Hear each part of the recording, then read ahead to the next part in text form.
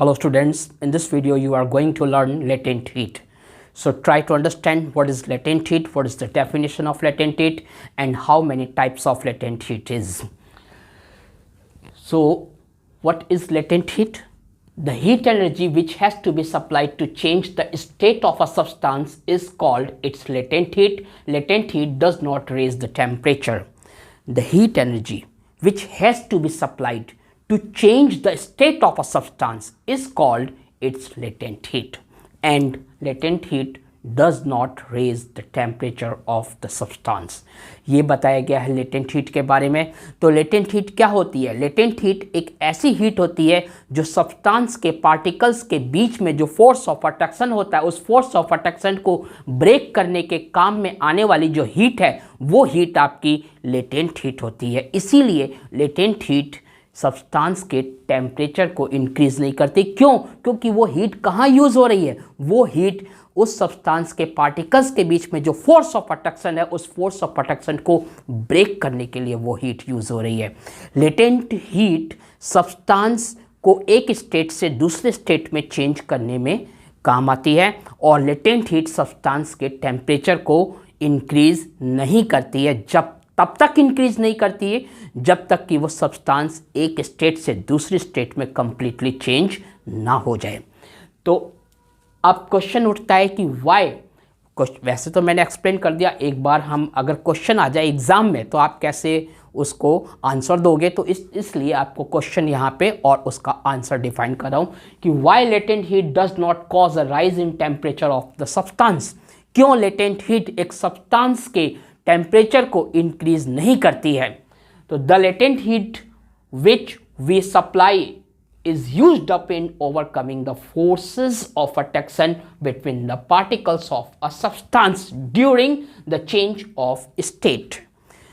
जो latent heat हम use करते हैं या जो latent heat हम देते हैं सब्सटेंस को, तो वो latent heat कहाँ यूज होती है? वो latent heat उस सब्सटेंस के पार्टिकल्स के बीच में जो फोर्स ऑफ अट्रैक्शन है, उस फोर्स ऑफ अट्रैक्शन को ब्रेक करने में वो लेटेंट हीट यूज होती है. और उस फोर्स ऑफ अट्रैक्शन को ब्रेक करने से पार्टिकल्स के बीच में जो फोर्स ऑफ अट्रैक्शन है, सब्सटेंस के पार्टिकल्स के बीच में जो फोर्स ऑफ अट्रैक्शन है, उसको ब्रेक करने से क्या होता है? उसको ब्रेक करने से वो सब्सटेंस एक स्टेट से दूसरी स्टेट में चेंज हो जाता है. और जब तक सब्सटेंस एक स्टेट से दूसरी स्टेट में चेंज नहीं होता, लेटेंट हीट उस सब्सटेंस के टेम्परेचर को इंक्रीज नहीं करती है. तो यही बात यहाँ पे बताई गई है. The latent heat which we supply is used up in overcoming the forces of attraction between the particles of a substance during the change of state. The latent heat does not increase the kinetic energy of the particles of the substance. Latent heat substance के particles की kinetic energy को increase नहीं करती है. Latent heat substance के particles की kinetic energy को increase नहीं करती. मतलब सब्सटेंस के पार्टिकल्स की जो काइनेटिक एनर्जी है वो लेटेंट हीट से नहीं बढ़ती है, नहीं इंक्रीज होती है. क्योंकि लेटेंट हीट सब्सटेंस के पार्टिकल्स की काइनेटिक एनर्जी को इंक्रीज नहीं करती है, इसीलिए बोला गया है since there is no increase in the kinetic energy of the particles, the temperature of the substance does not rise during the change of state. क्योंकि latent heat substance के particles की kinetic energy को increase नहीं करती, इसीलिए latent heat substance के temperature को भी increase नहीं करती है. तो अब आपको पता चल गया कि लेटेंट हीट सब्सटेंस के टेम्परेचर को इंक्रीज क्यों नहीं करती है.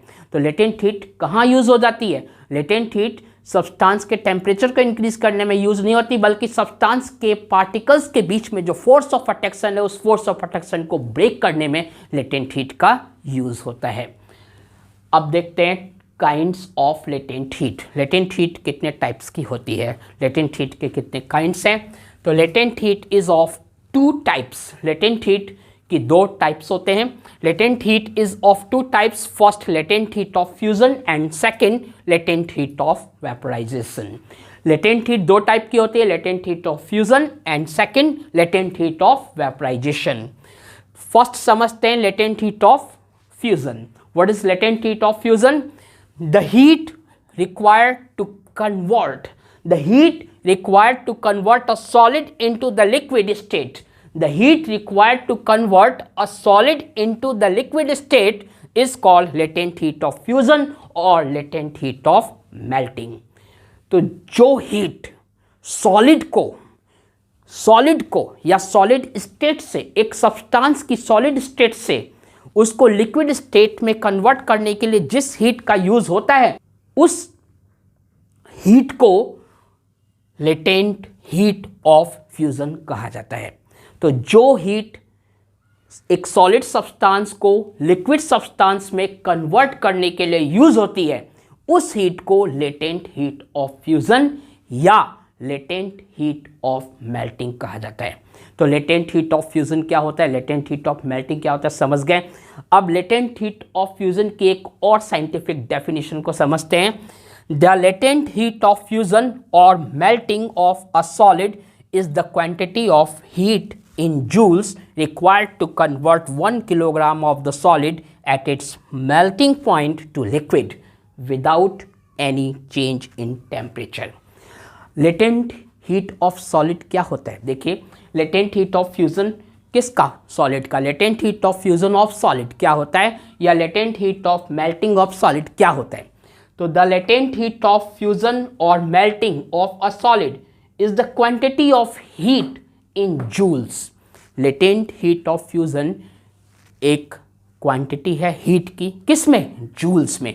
जूल्स में हीट की क्वांटिटी, जूल्स में हीट की क्वांटिटी जो किस लिए रिक्वायर्ड होती है, जो किस लिए यूज होती है, to convert 1 kilogram of solid at its melting point to a liquid. 1 kilogram solid को उसके मेल्टिंग पॉइंट पर लिक्विड में चेंज करने के लिए जिस हीट का यूज होता है, जूल्स में जिस हीट का यूज होता है, वो हीट की क्वांटिटी जूल्स में क्या होती है, लेटेंट हीट ऑफ फ्यूजन होती है. यानी कि हमें जूल्स में जितनी हीट की रिक्वायरमेंट है, किस लिए, 1 किलोग्राम सॉलिड को लिक्विड स्टेट में चेंज करने के लिए, उस हीट को लेटेंट हीट ऑफ फ्यूजन कहते हैं. अब हम समझते हैं latent heat of fusion ice की कितनी होती है. तो the latent heat of fusion of ice, बर्फ की लेटेंट हीट ऑफ फ्यूजन कितनी होती है. The latent heat of fusion of ice is 3.34 multiply 10 raise to the power 5 joule per kilogram. ये तो है लेटेंट हीट ऑफ आइस. अब समझते हैं latent heat of vaporisation. Latent heat of vaporisation क्या होता है, what is latent heat of vaporisation. The heat required to convert a liquid into the vapour state और gas is called latent heat of vaporisation. वो heat जो एक liquid को vapour में convert करने के लिए यूज होती है, वो हीट जो एक लिक्विड को वेपर अथवा गैस में कन्वर्ट करने के लिए यूज होती है, उस हीट को लेटेंट हीट ऑफ वेपराइजेशन कहते हैं. The latent heat of vaporisation of a liquid is the quantity of heat in joules required to convert 1 kilogram of liquid at its boiling point to vapour और gas without any change in temperature. Latent heat of vaporisation क्या बोला गया, latent heat of vaporisation heat की joules में एक quantity है, heat की joules में एक क्वांटिटी है जो 1 किलोग्राम लिक्विड को गैस में कन्वर्ट करने के लिए यूज होती है. अब बोला गया है कि the latent heat of vaporisation of water, water की लेटेंट हीट ऑफ वेपराइजेशन कितनी होती है, ये आपको याद रखना है. The latent heat of vaporisation of water is 22.5 multiply 10 raise to the power 5 joule per kilogram. ये latent heat of vaporisation of water है. तो आज इस वीडियो में इतना ही. नेक्स्ट वीडियो में और फर्स्ट इसी चैप्टर के मैटर इन आवर सराउंडिंग्स, इस चैप्टर के बाकी के कॉन्सेप्ट्स क्लियर कराऊंगा. तो don't forget to watch my next video also. Thank you. Thanks a lot for watching this video.